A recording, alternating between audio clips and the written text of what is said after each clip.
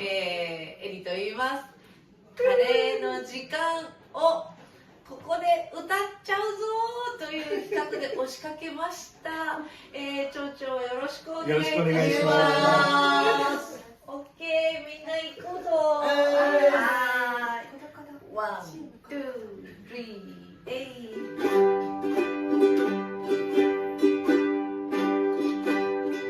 仕事を終えたら寄り道もせずに今夜は帰りましょう。日暮れの人混みすり抜けて一人小さな家へ。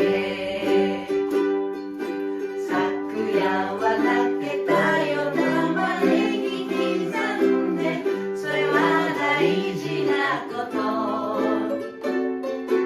甘いも辛いもすべてが素敵なスパイスになる。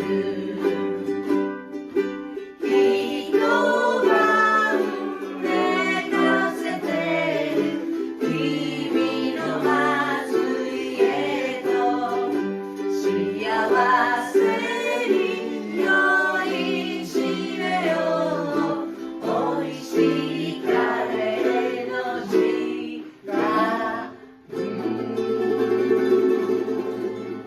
3、4。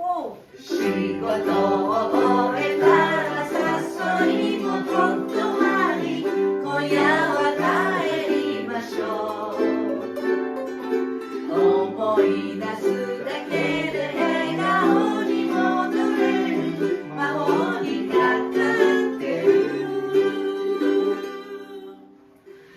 明日この地球が壊れて宇宙にも